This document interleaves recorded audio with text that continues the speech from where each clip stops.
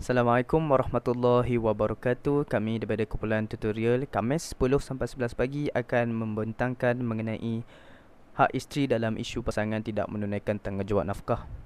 Okey, kumpulan kami yang terdiri pada diri saya sendiri iaitu Amirul Syafiq bin Muhammad Sali, sahabat saya Azim Zaharuddin bin Ahmad Fauzi dan juga Wan Muhammad Daniel bin Muhammad Faris.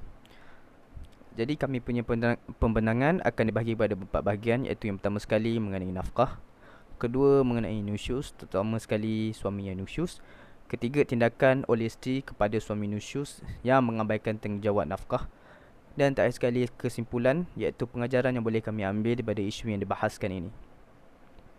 Okey, pertama sekali kita akan melihat apakah itu nafkah.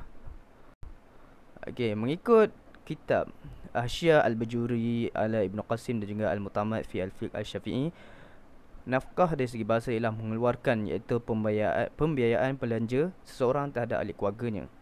Mengikut syarak pula dinamakan nafkah kerana dikeluarkan atau digunakan untuk keperluan tersebut. Jadi keperluan tersebut tu digunakan untuk apa? Makanan, pakaian, tempat tinggal dan sebagainya. Okay, jadi nafkah terbahagi pada dua, iaitu nafkah zahir dan juga nafkah batin. Pertama sekali nafkah zahir ni apa? Nafkah zahir ni terdiri pada keperluan asasi manusia, ataupun bahasa Inggerisnya basic necessity. Makan, minum, pakaian, tempat tinggal dan sebagainya. Jadi nafkah zahir ni wajib dipenuhi oleh suami mengikut kadar kemampuan suami tersebut. Ini berdasarkan pada surah Talaq ayat 7.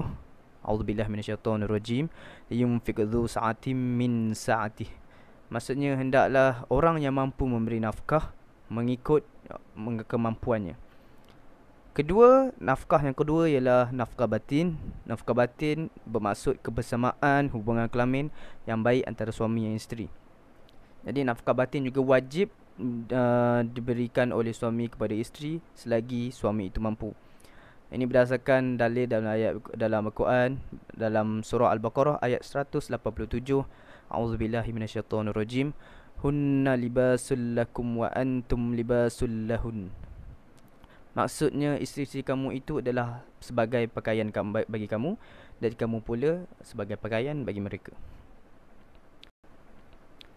Okey, apakah hukum pemberian nafkah ini? Jadi hukum pemberian nafkah mengikut para ulama telah bersepakat, telah mencapai ijma' bahawa suami wajib memberikan nafkah kepada isterinya. Ini berdasarkan dalam firman Allah Subhanahu Wa Taala dalam surah Al-Baqarah ayat 233 yang bermaksud, dan ibu-ibu hendaklah menyusukan anak-anak mereka selama 2 tahun genap, iaitu bagi orang yang hendak menyempurnakan penyusuan itu. Dan kewajipan bapa pula ialah memberi makan dan pakaian kepada ibu itu menurut cara yang sepatutnya. Okey, dalam kitab Mughni Al-Muhtaj dan juga Al-Fiqh Al-Islam wa Adillatuh, majoriti ulama mengatakan nafkah yang wajib diberikan oleh suami kepada isteri itu ada 7. Pertama sekali makanan, barang-barang dapur, pakaian, tempat tinggal, alat-alat untuk membersihkan diri, barangan rumah dan juga pembantu kepada isteri. Jadi pembantu kepada isteri ni mengikut kadar kemampuan suami. Sekiranya biasanya isteri ada pembantu, tapi kalau suami tak mampu maka tidak menjadi satu kewajipan. Okey, kadar pemberian nafkah. Okey, kadar pemberian nafkah ni mengikut mazhab Hambali perlu melihat kedua-dua pihak, iaitu suami dan isteri. Contohnya suami dan isteri dua-dua kerja sebagai CEO syarikat. Memang setiap bulan gaji RM50,000. Jadi nafkah suami kepada isteri tersebut mengikut kadar keadaan senang.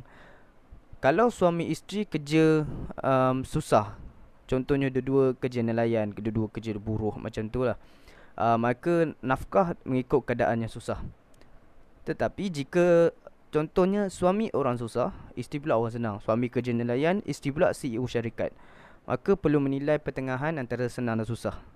Jadi kena tengok, mungkin isteri boleh bagi kelonggaran. Isteri kata tak apa bang, sebulan abang bagi saya RM50 je, sebab saya tahu abang susah. Macam itulah, mengikut kata putus, cari pertengahan antara senang dan susah tu. Tetapi majoriti ulama mengikut mazhab Syafi'i, Hanafi dan juga Maliki mengatakan bahawa kadar nafkah ialah melihat kepada kemampuan suami tersebut. Berdasarkan ayat Quran surah Talaq tadi, ayat yang ke-7, A'udzubillahi minasyaitonirrajim. Yunfiq dzu sa'atin min sa'atih. Jadi hendaklah orang yang senang memberi nafkah mengikut kesenangannya. Kalau kita tengok dalam ayat Al-Quran tu, ada domir hujung tu ha tu. Domir ni kata ganti nama. Jadi kata ganti nama tersebut merujuk kepada lelaki. Siapakah lelaki tu? Jadi lelaki tu merujuk kepada suami. Saya Azmi Izharuddin bin Ahmad Fauzi akan meneruskan perbincangan mengenai suami yang nusyuz. Jadi apakah yang dimaksudkan dengan nusyuz? Menurut kitab Al-Mu'tamad fi Al-Fiqh Al-Syafi'i, Dr. Muhammad Zuhaili mentarifkan nusyuz bermaksud derhaka. Nusyuz seorang perempuan ialah derhaka kepada suaminya dengan mengingkari ketaatan terhadap suaminya. Manakala nusyuz bagi lelaki ke atas wanita adalah meninggalkan tanggungjawabnya dan menyakiti pasangannya. Jadi apakah hukum suami yang nusyuz ini? Para fuqaha berpendapat perbuatan nusyuz seorang isteri kepada suaminya adalah diharamkan. Begitu juga sebaliknya. Nusyuz bagi seorang suami, menurut kitab Hasyiah Syekh Ibrahim Al-Baijuri, adalah tidak melakukan tanggungjawab yang wajib terhadap isterinya, iaitu seperti menggauli isterinya dengan baik, memberikan giliran bermalam sekiranya beristeri ramai, memberi mahar, memberi nafkah, pakaian dan keperluan hidup yang lain. Manakala dalam kitab Al-Fiqh Al-Manhaji, nusyuz bagi seorang suami kepada isterinya ialah suami yang menganiaya isterinya seperti tidak memberikan giliran bermalam, tidak memberi nafkah dan mengasarinya. Jadi terdapat beberapa faktor menjadi penyebab mengapa suami mengabaikan tuntutan nafkah. Yang pertama, si suami kurang didikan agama. Jadi dia menganggap tuntutan nafkah itu adalah tidak wajib. Jadi faktor yang kedua, si isteri pula berpendapatan lebih tinggi daripada si suami. Lalu si suami menganggap tuntutan nafkah ini tidak perlu diberikan kepada si isteri. Faktor yang ketiga, isteri pula menjadi takut untuk meminta nafkah daripada si suami kerana pernah diherdik, dimarahi dan dipukul oleh si suaminya. Dan faktor yang keempat ialah si suaminya bersifat malas bekerja untuk mencari rezeki. Jadi dia merasa lebih selesa untuk menjadi suri rumah walaupun perkara itu tidak disukai oleh isterinya. Seterusnya, saya Muhammad Daniel akan membincangkan tentang tindakan isteri kepada suami yang nusyuz. Tindakan yang pertama adalah dengan menasihati suami. Sekiranya seseorang suami itu nusyuz terhadap isterinya, maka isteri hendaklah bersabar serta menasihati dan mengingati tindakan yang dilakukan oleh suaminya dengan menceritakan firman Allah Subhanahu Wa Taala tentang kewajipan seorang suami untuk menggauli isterinya dengan cara yang baik. Ini seperti firman Allah Subhanahu Wa Taala dalam surah Al-Nisa ayat ke-19 yang bermaksud, dan bergaulah kamu dengan mereka, isteri-isteri kamu itu dengan cara yang baik.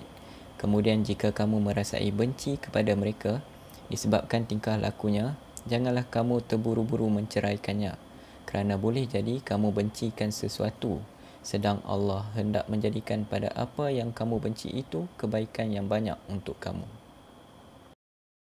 Yang kedua adalah dengan mengadu kepada hakim atau pemerintah. Isteri boleh mengadu kepada hakim atau pemerintah di atas apa yang dilakukan oleh suaminya terhadap dirinya. Ini seperti apa yang telah dinyatakan oleh Dr. Muhammad Zuhaili serta terdapat di dalam Al-Fiqh Al-Manhaji, iaitu isteri juga hendaklah memberi amaran kepada suami tentang balasan perbuatan zalimnya. Jika suami berubah baik, itulah sebaik-baiknya. Jika tidak, dia hendaklah mengadu kepada hakim untuk mendapat haknya. Ini kerana hakim diwujudkan untuk mengembalikan hak kepada yang berhak disebabkan isteri tidak mampu mendapatkan haknya bersendirian. Jika suami masih lagi mengulangi perbuatannya, maka isteri boleh meminta hakim mengenakan hukuman terhadap suaminya.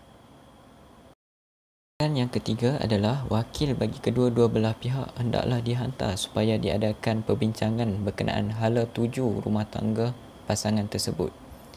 Dr. Muhammad Zuhaili menyebut di dalam kitabnya, iaitu sekiranya peranan hakim masih lagi tidak dapat mendamaikan keduanya, maka hendaklah memanggil wakil yang dipercayai dari kedua pihak bagi menyelesaikan permasalahan ini, sama ada mendamaikan keduanya atau memisahkannya.